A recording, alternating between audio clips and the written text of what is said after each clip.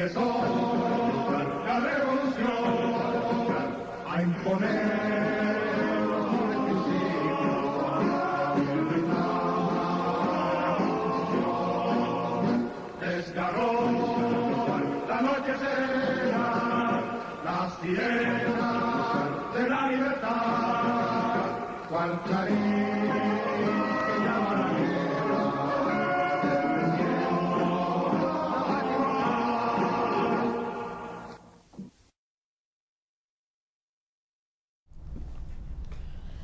Muy buenos días, amigos televidentes, bienvenidos una vez más a este programa de Frente al Sol, siempre con la verdad. Hoy un día muy especial, ya que como usted escuchó el inicio del programa con el himno de la Revolución de Abril de 1965, así iniciamos porque hoy estamos 24 de abril. Buenos días, Cristian Alcántara. Buenos días, Héctor. Buenos días a los amables televidentes. Hoy lo noto usted un poco como desanimado. Anímese. Hoy es una fecha histórica, 24 de abril. A lo contrario, hoy estamos... Y lo siento como un poco tímido, Héctor. Mire, es un placer para nosotros llegar hasta sus hogares. Por aquí, su programa de Frente al Sol, donde las cosas se dicen como son, siempre con la verdad. Hoy es 24 de abril, Héctor, sábado, una fecha histórica. ¿Te acuerdas que en 1965, pues, ocurrió lo que es la revolución cívico-militar, en un enfrentamiento entre ciudadanos dominicanos y muchos militares? De verdad que esta es una fecha que los jóvenes tienen que tenerla presente. ¿Por qué? Porque aquí se han escenificado varios enfrentamientos, batallas. Todo en pro de la democracia, Héctor, aunque siempre la democracia se ve medio diezmada. Los partidos políticos siempre presentan una supuesta democracia que existe entre ellos, pero eso no es así. Bueno, señores, hoy, como decía Cristian, es una fecha memorable, ya que luego de la muerte de Trujillo, en el país se inicia y se pone de moda la palabra democracia. ¿Cómo? Con la convocatoria de las elecciones que llevó como presidente al primer presidente democrático después de la era de Trujillo, que fue el profesor Juan Bosch, y luego que en el 62 sea presidente, conocemos la historia de que fue un golpe de Estado donde vilmente no solo se tumba el gobierno, sino que se tumba la democracia del país en ese momento, y no fue más que causado por la Constitución del 63.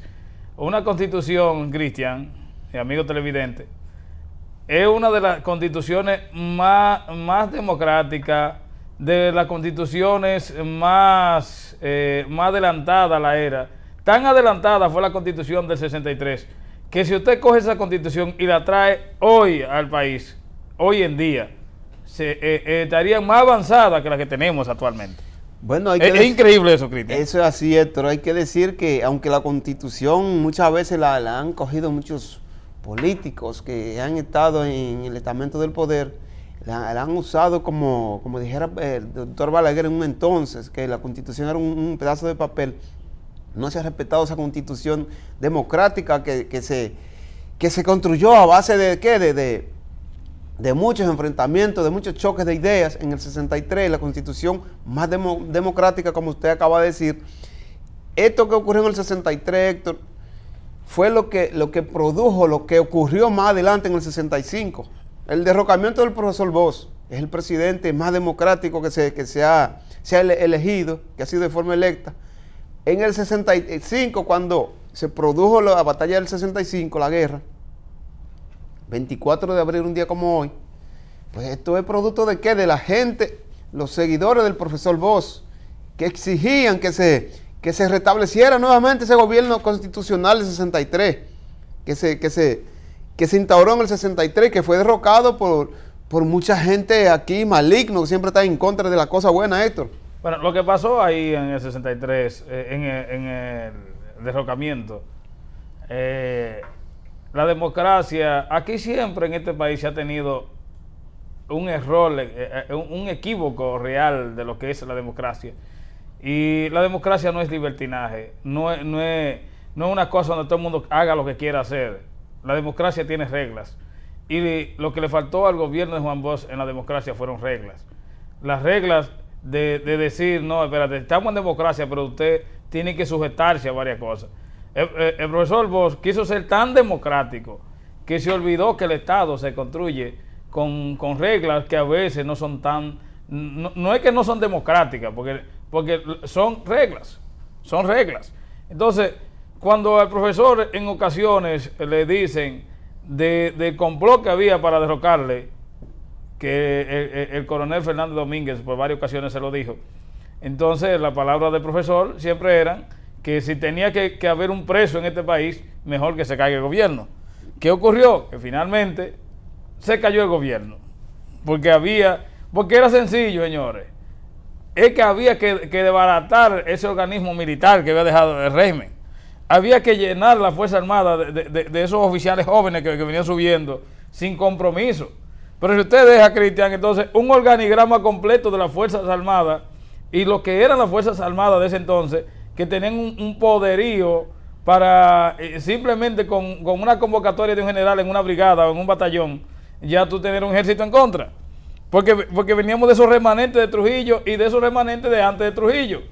Cuando los militares eran dueños de su regimiento. Bueno, hay que decir esto, que en el 63 están así, que el régimen era tan fuerte que en el 63, luego del derrocamiento de Bosch, pues se instaura lo que es un gobierno cívico-militar, encabezado por don Henrique Cabral, que fue quien sustituyó a Bosch, luego que varios sectores pues se pusieron todos a una para derrocar este gobierno democrático. Y es lo que usted dice a Bosch, el profesor Bosch, esa democracia pues lo llevó, que él quiso instaurar en su gobierno, pues lo llevó a su derrocamiento. Bueno, ahí con complicidades con la iglesia. Y no, pero mucha gente que estaba con el profesor Bosch también. Militares, otros que ayudaron a que el profesor Bosch llegue al gobierno, pero con otras ideas. Y cuando vieron que esas ideas no se dieron, porque siempre aquí ha ocurrido lo siguiente. Aquí hay un grupo de antitrujillistas que todavía andan por ahí diciendo que son antitrujillistas, pero que eran antitrujillistas era porque querían hacer lo que hacían los Trujillos. Y como ellos no podían hacer lo que hacían los Trujillos, entonces eran antitrujillistas. ¿Qué es lo que le quiero decir con esto?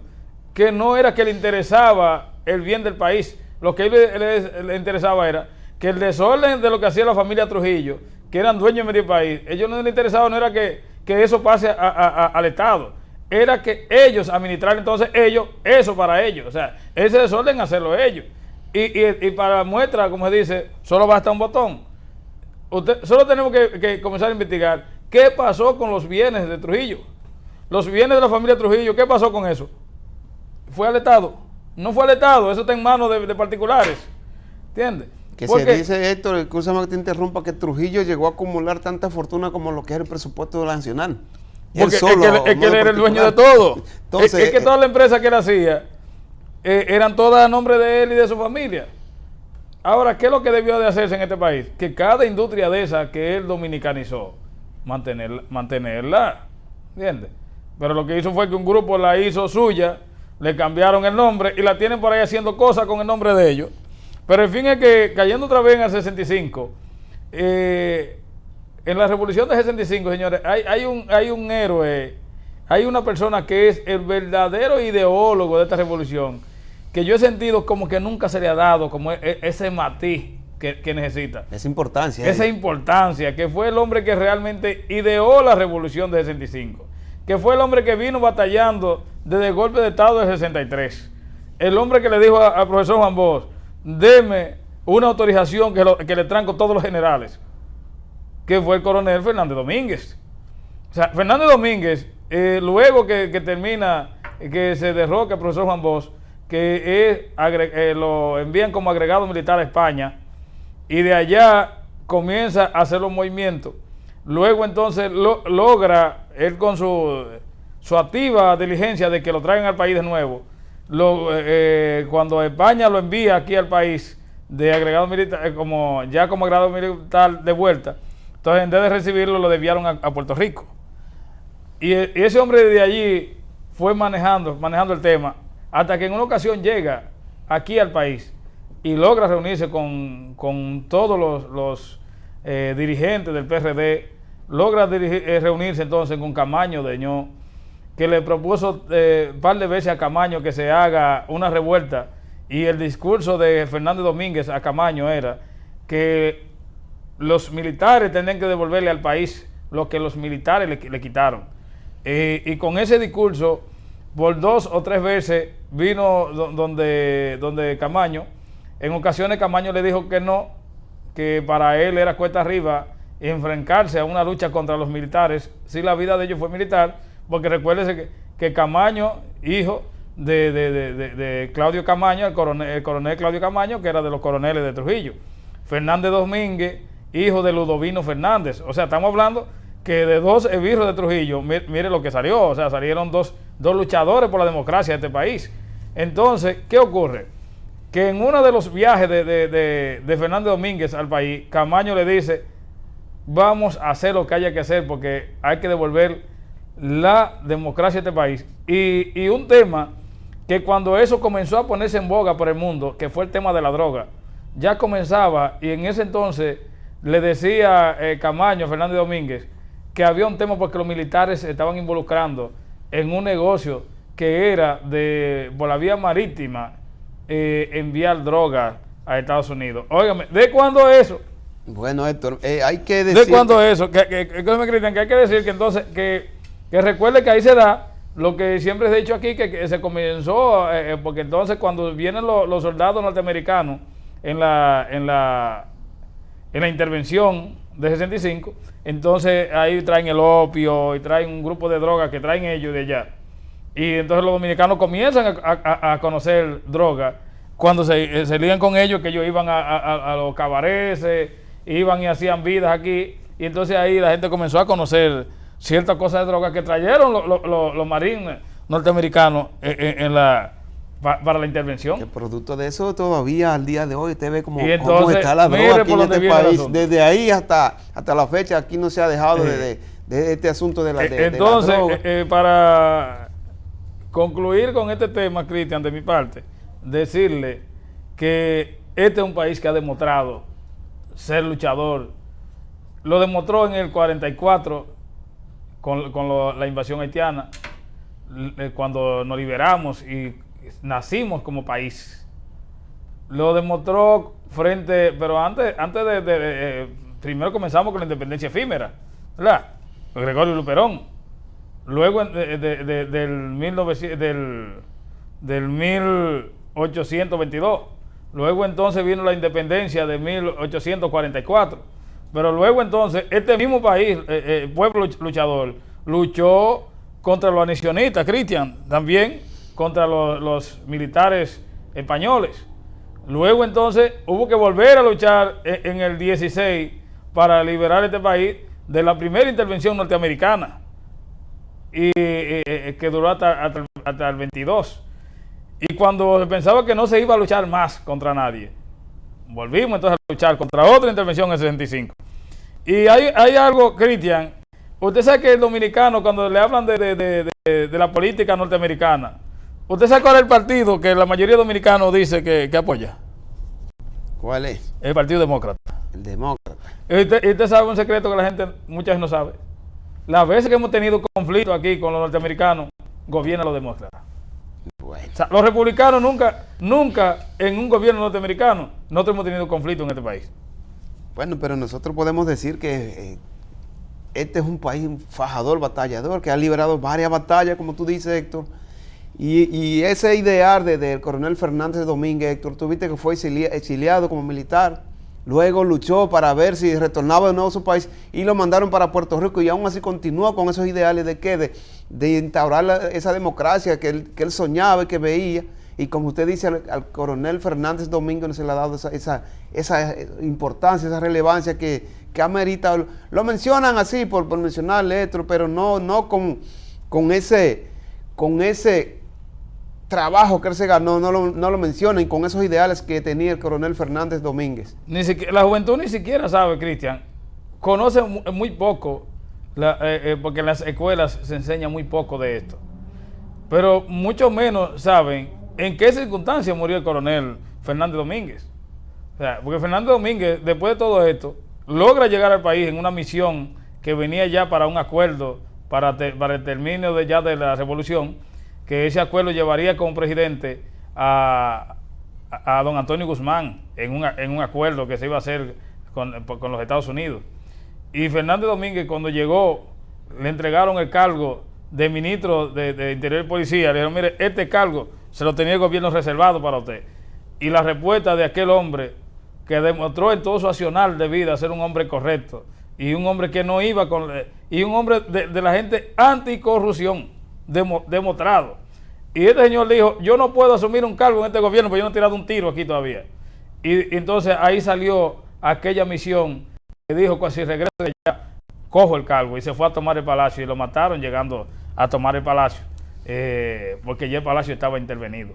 Y este hombre, Cristian, que en una ocasión dirigiendo la academia de militares, de militar la carrera del ejército, un guaremate, le dicen guaremate en la milicia a la persona que se encarga del almacén, le llevó una compra y le dice, mire, esta es la compra que se le trae a los jefes de la academia, se le saca de la comida de los cadetes y se le trae esto. Y el señor le dijo al militar, pues devuelva eso para su casa, devuelva eso para la academia, porque la guardia me paga para que yo me mantenga y mantenga a mi familia. Entonces, o sea, oiga lo que es principio de honestidad que tenía este señor. Entonces, Cristian, estamos muy de acuerdo de que a Camaño se le dé todos los méritos que se le ha dado. Y siempre hemos estado de acuerdo con eso. Lo único que siempre yo he dicho es que debe estar, donde usted pone a Camaño, al lado tiene que estar Fernández Domínguez. Que el hombre, el gran ideólogo. Y no solo eso, Cristian. Es que este hombre luchó contra la naturaleza propia. Porque es que este hombre es el hijo de uno de la gente, de los criminales más fuertes de Trujillo. Y este hombre luchar contra esa naturaleza y convertirse en eso. En ese demócrata que fue ese hombre. Eso así porque mucha gente no sabe, Cristian, que se trata de un hijo de Ludovino Fernández, o sea, del tipo más fuerte que hubo en el régimen. Y este señor luchó contra eso, contra esa naturaleza, para convertirse en eso que se convirtió, en un liberador por la independencia nacional. A mí me queda una incógnita en la mente, Héctor, a partir de 1965.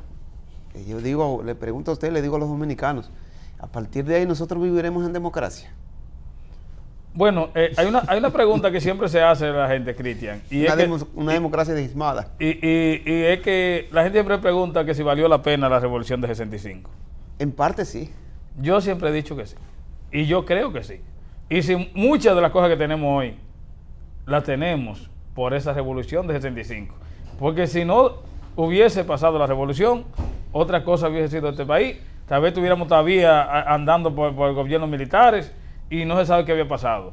Pero la lucha que encabezó esa generación que viene siendo en lucha patriota, la lucha de la generación nuestra. ¿Por qué? Porque de 65 para acá, del régimen para acá, viene entonces la generación que vivimos ahora, ¿verdad? Después del régimen. Entonces esa es la lucha que representó esa generación. Y es la que todavía nos baila en los oídos hasta los que nacimos tiempos después. Hoy, 56 años después de la revolución, decimos que valió la pena la lucha revolucionaria de 65. Los que no valieron la pena fue los que cogieron entonces el timón de esos partidos. A partir de ahí.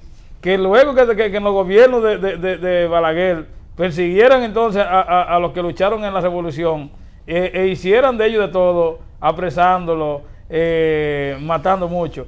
Cuando llegó al gobierno el PRD, no hizo lo que tenía que hacer, que era reivindicar a esa gente, y no lo hizo.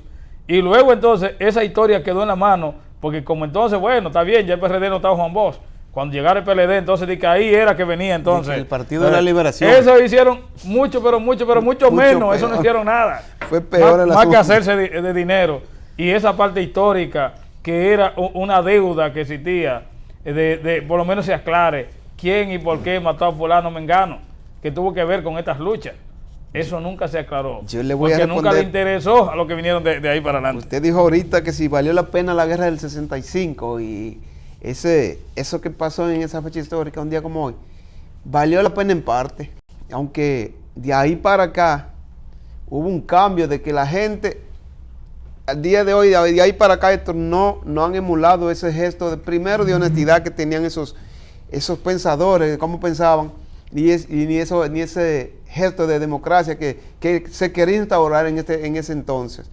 Mucha gente ha hecho lo contrario, pero esta es República Dominicana y tenemos que convivir ¿con qué? Con lo que tenemos. Así es. Vamos a una pausa, señores, y regresamos.